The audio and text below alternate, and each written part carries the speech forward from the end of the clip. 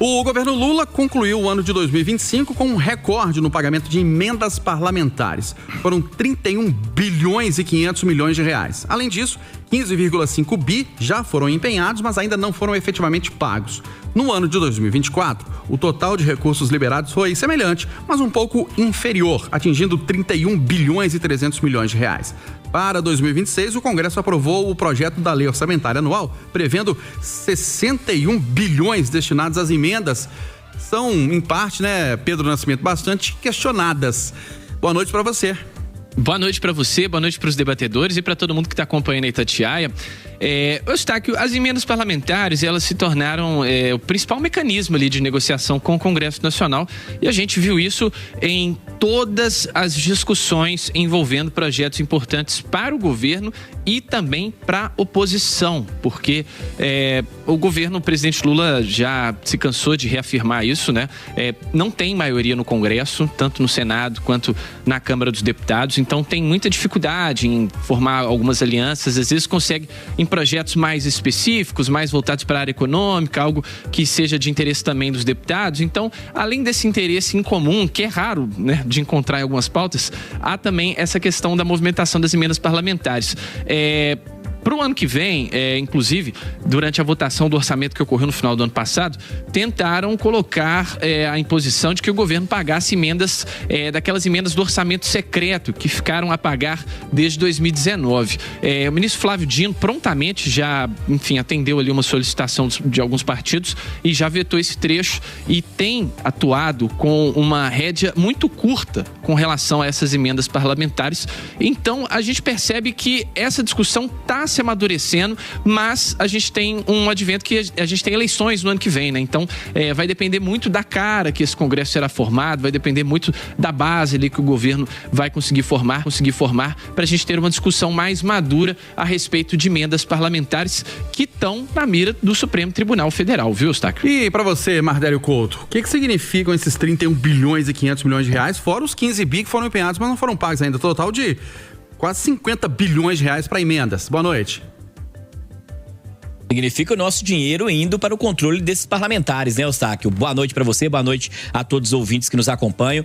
A gente nunca pode se afastar do pensamento, Eustáquio, que esse dinheiro que eles ficam transitando daqui para lá, que está sendo discutido na Câmara, no Senado, é o nosso dinheiro, é o meu dinheiro, de você ouvinte que está acompanhando a Itatiaia agora, no rádio, nas plataformas digitais. O Congresso não planta arroz, não produz soja, então esse dinheiro é o nosso pagamento de impostos, e a gente deveria lidar com isso com mais indignação. Isso é tratado como se o dinheiro não fosse nosso. E sobre essa questão dessas emendas, o próprio presidente Lula já disse em um dado momento que ele considera uma espécie de sequestro do orçamento essa situação das emendas que são destinadas ao Congresso Nacional. Só, Eustáquio, que essa crítica é feita pelo presidente Lula pontualmente neste momento, mas o que a gente percebe que ao longo dos últimos governos, em momentos de crise, presidentes da República foram cedendo aqui, cedendo ali, cedendo aqui, cedendo ali para manter a chamada governabilidade em alguns momentos. A governabilidade é importante, mas em muitos momentos que a gente percebeu foi o executivo, o poder executivo na esfera federal fazendo algumas concessões para tentar se livrar de algumas CPIs, de algumas polêmicas, de alguns pedidos de impeachment, para tentar apoio em algumas votações importantes, e foram cedendo, e há uma máxima na política que poder não deixa vácuo. Então o Congresso, que a gente percebeu, principalmente depois do Congresso, naquela legislação ali do Eduardo Cunha, do Rodrigo Maia, o Congresso foi ganhando um tamanho, a Câmara dos Deputados foi crescendo, ocupando espaço, e quem ocupa espaço não recua, né? O que a gente percebe agora é que a Câmara dos Deputados, o Senado estão abocanhando muito dessas emendas, muitos recursos do país. O presidente disse que sequestrou parte do orçamento, mas esse sequestro foi, de certa forma, autorizado em vários momentos. Os presidentes cederam para o Congresso Nacional em várias oportunidades e agora estão sendo vítimas disso. Nesse caso agora é o presidente Lula, mas o presidente Bolsonaro em um dado momento também foi vítima desse grande número de emendas destinadas ao Congresso, e os outros presidentes anteriores. A própria presidente Dilma teve que fazer algumas concessões em alguns momentos ao Congresso, e agora o Congresso tomou um tamanho, não tem como recuar. O governo federal está sendo vítima de algo que abriu mão lá atrás, Eustáquio. Ô, Berta Macarum, o que deveria ser realmente importante, né, para os municípios, as bases eleitorais dos parlamentares, com pequenas obras através dessas emendas, né, do recurso federal, do orçamento federal, infelizmente virou moeda de troca, barganha. O governo fala assim, aprova meu projeto aí que eu libero as emendas. Não aprovou, eu não libero. Boa noite para você. Boa noite, colegas da bancada. Boa noite, amigos da Itatiaia. Para você ter uma ideia, Eustáquio, da evolução dessas emendas, em 2015, ou seja, há 10 anos, elas representavam 44,9 milhões com M, ok? Que foram executados e pagos. Ou seja, 10 anos depois, foram pagos agora em 2025, 31,5 bi, com B de bola, bilhões, ou seja, 700 vezes mais. Portanto, há sim um sequestro do orçamento e o que é mais grave, em que pese você possa apontar e realmente que sejam pequenos investimentos em cidades onde o Poder Executivo não vê, os ministérios não chegam e o parlamentar está mais atento, em que pese pequenas obras ali possam ser destinadas, esse volume é muito expressivo, não é? Ele consome uma parte substancial que poderia estar sendo planejada de uma forma mais estruturada para o país, para a infraestrutura e o desenvolvimento do país. E o que a gente tem é a pulverização desses recursos com emendas que se você acompanha hoje, há vários processos e investigações no âmbito do Supremo Tribunal Federal em relação à aplicação dessas emendas e à efetivação dessas emendas. Então, além desses problemas de desvio, você tem também uma pulverização em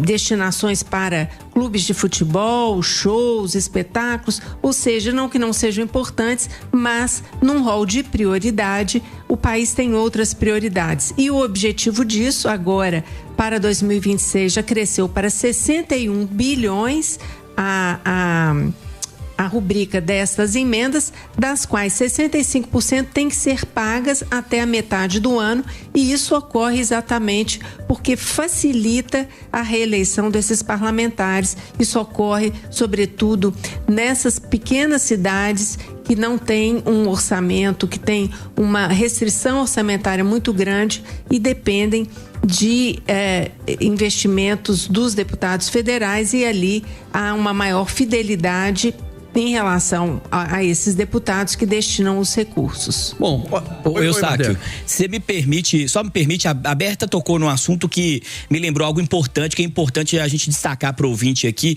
que nesse jogo político de narrativas, isso acaba se perdendo. A Berta tocou num ponto fundamental. Essas emendas, há um uso eleitoreiro muito forte dessas emendas. Vou explicar para o ouvinte aqui na prática o que muitas vezes acontece.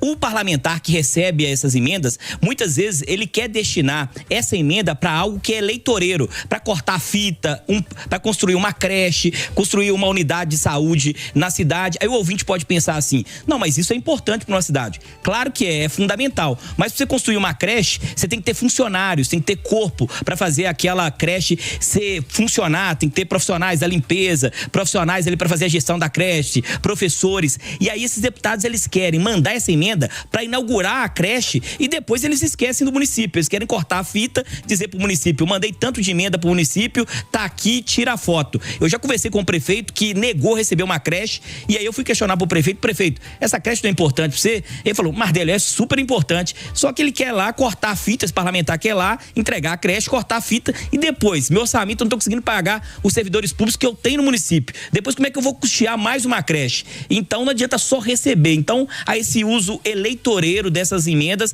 que todo mundo só quer construir algo que muitas vezes há momentos que inclusive há obras que não são necessárias para o município, mas eles querem lá construir e tirar a foto, cortar a fita. Então há esse uso político dos parlamentares em cima disso, Eustáquio. Ô Mardelio, quando só já que a gente está nesse assunto de emenda, quando é para uma creche, alguma coisa assim, ainda vai, porque tem muitas dessas emendas aí. Por exemplo, tem um deputado que mora ali em São Paulo, né, naquela região de condomínios, que asfaltou a rua do próprio condomínio. condomínio, um condomínio de luxo. Então, assim, quando é para alguma coisa para a população, a gente ainda até entende, mesmo que seja eleitoreiro, mas tem muita picaretagem nessas emendas. Roberta. Tem muita emenda indo para show aí, muito show sendo pago com emenda parlamentar também.